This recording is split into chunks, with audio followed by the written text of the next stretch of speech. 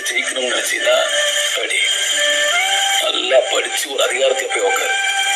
ஆனா அதிகாரத்துக்கு வந்தப்புறம் அவனுக்கு நமக்கு பண்றத நீ எவனுக்கும் பண்ணாம.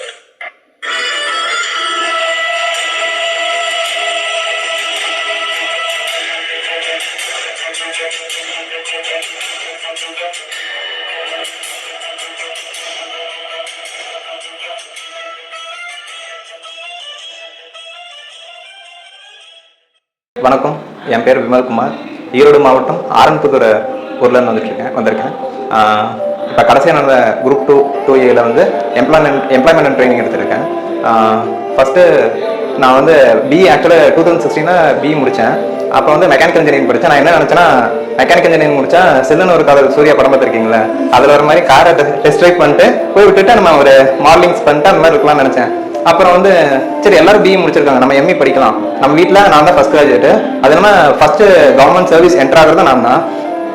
சரி அப்போ வந்து எனக்கு தோணுச்சுன்னா சரி எம்இ படிக்கலாம், ஏன் எல்லாரும் பிஇ சொல்கிறாங்க, நம்ம எம்இன்னு சொல்லலாம், ஒரு கெத்தாக இருக்கும் அப்படின்ட்டு சேர்ந்தேன். சேர்ந்து முடிச்சுட்டு அப்புறம் அங்கேயே பிளேஸ்மெண்ட் கிடச்சிது. ஆனால் எனக்கு பிடிக்கல, சென்னையில் போகிற மாதிரி இருந்துச்சு. அங்கே எனக்கு சென்னைனாலே எனக்கு அலர்ஜி மாதிரி போகல. அப்புறம் வந்துட்டு சரி ப்ரைவேட்டாக ஒரு கம்பெனிக்கு போனேன். அங்கே போனதுக்கப்புறம் தான் தெரிஞ்சுது மெக்கானிக்கல் இன்ஜினியரிங் எந்த மாதிரியான இந்த நார்த் இந்தியன்ஸ் வேலை செய்கிறாங்க அது மாதிரி தான் இருக்கும் கிட்டத்தட்ட. அப்புறம் வந்து யோசிச்சேன், எதுக்கு நம்ம வந்து ஒரு இவ்வளோ ஹார்ட் ஒர்க் பண்ணி ஒரு ரெகக்னேஷன் கிடைக்கல, அது ஒரு ப்ரைவேட்டுக்கு அவருக்கு வந்து ஒரு ப்ராஃபிட்டாக போய் சேருது, ஆனால் எனக்கு ஒரு ரெகக்னேஷன் கிடைக்கல. நான் யோசிச்சேன், அப்புறம் சரி பப்ளிக் செக்டர் எடுக்கலாம், நம்ம ஒரு சர்வீஸ் கமிஷன் எழுதலாம். இதில் என்னன்னா உங்களுக்கு சேலரி, ஒரு நல்ல சேலரி இருக்கு, சோஷியல் ரெகக்னேஷன் இருக்கு, அதோட மக்களுக்கு சேவ் பண்றாங்கிற ஒரு வந்து நம்ம வந்து ஒருத்தர் பார்த்தோம்னா காசு போடணும்னு தோணும். ஆனா ஆக்சுவலா நம்மளுக்கே நிறைய காசு போடணும், அந்த மாதிரி தான் இருக்கிறோம். அப்ப வந்து இப்போ ஒரு சேவையை செஞ்சுட்டு அதுக்கு சேலரி கிடைக்குது, இதுக்கு மேல என்ன வேணும்? நான் அப்படி யோசிச்சு தான் சேர்ந்தேன் ஆக்சுவலா. அப்புறம் 18 எம்இ முடிச்சேன். அப்புறம் வந்து 1 வருஷம் வேலை செஞ்சேன். ரொம்ப ஹார்டான இது. வீடு வந்து அப்பா அம்மா வந்து அவங்க சொல்லிட்டாங்க, 16 சொல்லிட்டாங்க, உனக்கு ஒரு டிகிரி படிக்க வச்சதே நம்ம ஃபேமிலி சுச்சுவேஷன், இது வந்து ரொம்ப கஷ்டம், இதுக்கு மேல நீ தான் பாத்துக்கணும் அப்படின்னாங்க. நானும் வந்துட்டு அன்னையிலிருந்து ஸ்டாப் பண்ணவும் தான். அதுக்கு மேலே வீட்டில் சப்போர்ட் எதுவுமே கேட்க மாட்டேன். ஈவன் அண்ட் எம்இ டிகிரி வந்து நான் காலையில் வேலைக்கு காலேஜ் போயிட்டு ஈவினிங் வேலைக்கு போவேன். ஆவினில் சிஎல்ல வேலை செஞ்சுட்டு இருந்தேன். எப்படின்னா 250 தான் மந்த்லி, 250 பர் டே 250, மந்த்லி 7,500 வருதுங்களா. அது வந்து பார்த்தீங்கன்னா ஒரு நாள் லீவ் போட்டாலும் அந்த சேலரியில் கட் ஆகும். அது இல்லாமல் நான் இந்த 7,500 பத்தாது, ஃபீஸுக்கு நீங்கள் வந்து 2 இயர்ஸுக்கு கிட்டத்தட்ட 1,50,000 மேலே கட்டுற மாதிரி இருக்கும். நான் அதுக்கோசரம் லோடில் பால் வந்து லோடு ஏற்றுவேன். அதில் பார்த்தீங்கன்னா 150 தான் கிடைக்கும். அதுக்கோசரம் நான் 4 டைம் ஏற்றி இறக்குவேன் சிங்கிளா. அப்படி செஞ்சு தான் நான் படித்தேன். எம்இ டிகிரி முடித்தேன். வேலை செஞ்சேன், சேவிங்ஸ் பண்ண கொஞ்சம் அம்மாட்ட கொஞ்சம் கொடுத்துட்டேன். ஒரு 1.15 பக்கம் வீட்டில் கொடுத்துட்டேன் லேக்கு. அப்புறம் மிச்சத்தை வச்சுட்டு நான் படிக்கலான்ட்டு வந்தேன், வெளியே வந்துட்டு. அப்போ வந்து நிறைய அகாடமி கேட்டேன். அப்புறம் யூபிஎஸ்சி பற்றி தெரியும் கொஞ்சம், ஆனால் நம்ம ஃபேமிலிக்கு எனக்கு தெரிஞ்சு சப்போர்ட் இருந்தாலும் படிக்க முடியாது. அதெல்லாம் ரொம்ப நம்ம வந்து நினைக்கிறதெல்லாம் நிறைய பேர் சொல்கிறாங்க, எந்த அகாடமிக்கும் போகாமல் படிச்சாடிங்க. ஆனால் என் பர்சனல் என்ன தெரியுங்களா, ஒரு டெஸ்ட் பேக் போடாமல் என்னால் பிசி கூட கிளியர் பண்ணல, போலீஸ் கான்ஸ்டபிள் அதனால கிளியர் பண்ண முடியலைங்க. அப்புறம் தான் ஒரு இன்ஸ்டியூட்டோட சப்போர்ட் எனக்கு புரிஞ்சுது. நம்ம இன்ஸ்டியூட் பற்றி சொல்லிடுங்க. நான் இங்கே தான் நான் வந்து இந்த 2 எக்ஸாமுக்கு வந்து டோட்டலாக சத்யசாரோட ப்ராடக்ட் தான். ப்ரிலிம்ஸ் இங்கே தான் படித்தேன், அதுக்கு ஒரு ரெஜிஸ்டர் நம்பர் இருக்குங்க. மெயின்ஸ் இங்கே தான் படித்தேன், அதுக்கு ஒரு ரெஜிஸ்டர் நம்பர் இருக்குங்க. மறுபடியும் ரீரெஜிஸ்டர் பண்ணியிருக்கேன், மறுபடியும் எக்ஸாம் ஏன்னா மறுபடியும் நான் இதோட நிற்க போறதில்ல. என் ஃபேமிலி மேலே கொண்டு வரணும்னா கண்டிப்பாக இதோட நான் நிற்க போறதில்ல. ஒன் சர்வீஸ், தமிழ்நாடோட டாப் மோஸ்ட் சர்வீஸ். யூபிஎஸ்சி எனக்கு ஆசை இல்லைங்க, அதான் சொல்லுவாங்க, செத்தாலும் தமிழ்நாட்டுக்குள்ளே சாகணும், அதுதான் என் ஆசை.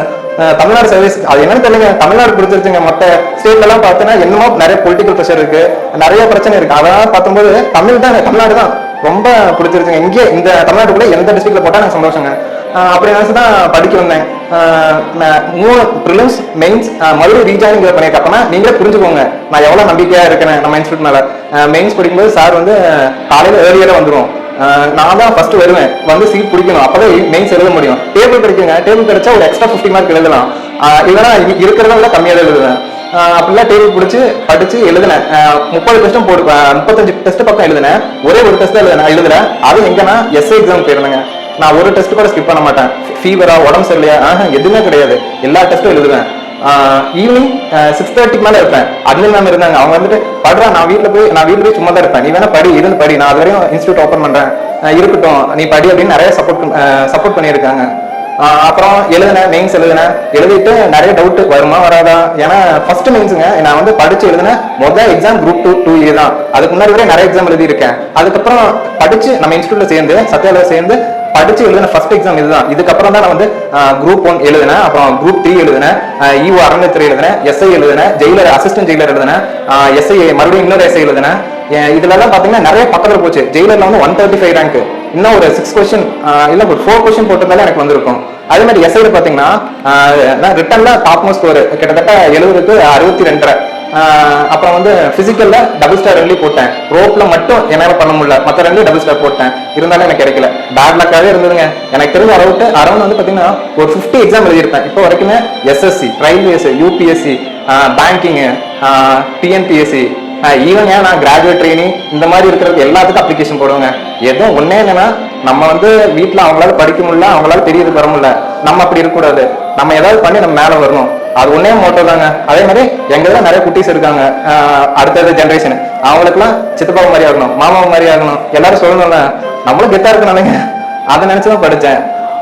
அப்புறம் கரெக்டா எக்ஸாம் எழுதுனா எனக்கு எந்த எக்ஸாமும் கிளியர் ஆகுங்க. 2 இயர் தான் கிளியர் ஆச்சு. நியர்லி இப்ப அப்ளிகேஷன் போய் பாத்தீங்கன்னா டேஷ்போர்ட்ல டிஎன்பிஎஸ்சில பாத்தீங்கன்னா 14 எக்ஸாம் எழுதியிருக்கேன் இப்போ வரைக்கும். ஆனா ஒரே ஒரு எக்ஸாம் கிளியர் ஆகுது 2 இயர் தான். என்னன்னா உங்களோட ஸ்ட்ராங் எதுன்னு புரிஞ்சுக்கணும். எனக்கு தெரியும் ரிட்டன் எழுத என்னால ஸ்ட்ராங்கா எழுத முடியும். ப்ரிலிம்ஸ் கிளியர் பண்ண ரிட்டன் எனக்கு ஸ்ட்ராங் தெரியும். நான் நிறைய தடவை எழுதி தான் படிப்பேன். அதனாலே நான் அதை எது ஸ்ட்ராங்கா அந்த இடத்துல உங்க ஹார்ட் ஒர்க் போட்டேன். கரெக்டா மெயின்ஸ் அப்ப காலையில 5 மணி 5:30 மணிக்கு எந்திரிச்சிருவேன். காலையில ஒரு 8 o'clock வரையும் படிச்சிருவேன். மறுபடியும் இங்க இன்ஸ்டியூட் கிளம்பிடுவேன். இங்க இருந்து வீட்டுக்கு போற வரையும் ஒரு செட் ஆஃப் படிப்பேன். மறுபடியும் வீட்டுக்கு போய் மறுபடியும் ஒரு செட் 6 to 8 to 6 to 9 அந்த மாதிரி படிப்பேன். இப்படியே தொடர்ந்து அந்த மெயின்ஸ் படிச்ச காலம் மட்டும்தான் என்னால என்னோட ஹை பொட்டன்ஷியலை போட்டு படிச்சேன். என் லைஃப்ல நான் இது வரைக்கும் அந்த மாதிரி potential 11th public exam, 12th exam, even பிஎம்இ எதுக்குமே நான் படிச்சது கிடையாது. அந்த மாதிரி ஹை பொட்டன்ஷியல் போட்டேன். அப்ப என்ன புரியுதுன்னா உங்களோட எந்த இடத்துல உங்களால நல்லா ப்ரூவ் பண்ண முடியுமோ அந்த இடத்துல இன்னும் ஹார்ட் ஒர்க் பண்ணுங்க, கண்டிப்பா உங்களால கிளியர் பண்ண முடியும். கடைசியா போனேங்க, நான் வந்து 7th டே போனேன். எனக்கு 8th டே காலையில மார்னிங் 8% நான் போனேன். நிறைய டிபார்ட்மெண்ட் இருந்தது. எம்ப்ளாய்மெண்ட் எடுத்தனா ரீசன் இருக்குங்க. நம்ம மெக்கானிக்கல் பண்ணியிருக்கோம். சரி ஒரு ஐடியில தான் போறோம்னு தெரிஞ்சிருச்சு. ட்ரைனிங்ல தான் இருக்கும், ஐடியில வரும். ஏதோ நம்மளால அந்த ஃபீல்ட்ல கொஞ்சம் இதா இருக்க முடியும். நம்ம மெக்கானிக்கல ஒரு ஐடியில ஏதோ கொஞ்சம் நம்மளால கான்ட்ரிபியூட் பண்ண முடியும். எந்த டிபார்ட்மெண்ட் போனாலும் நம்ம கொஞ்சம் நம்மளால முடிஞ்சதை பண்ணணும். அந்த ஒரு மோட்டோல தான் எம்ப்ளாய்மெண்ட் ட்ரைனிங் எடுத்தேன். நிறைய டிபார்ட்மெண்ட், ஆனா இது எடுக்க ரீசன் இதுதான் எனக்கு. ஃபைனலா எடுத்தாங்க. அப்புறம் வீட்டுல எல்லாரும் ரொம்ப ஹாப்பிங்க. அப்புறம் ஃபர்ஸ்ட் வேலை போறாங்க பாக்குறவங்க. அதுக்கு முன்னாடி இன்னும் படிக்கிறியா, எப்ப ஒரு பையன் வந்து நான் ப்ரிலிம்ஸ் வரும்போது பார்த்தேன், அவன் வேற பக்கம் வேலைக்கு போயிட்டு எனக்கு கொஞ்ச நாள் பேச்சு பார்த்தான். என்ன கேட்கறான், இன்னும் படிக்கிறியா அப்படின்னு கேட்கறான். எனக்கு அந்த கேள்வி ரொம்ப இதா போச்சு.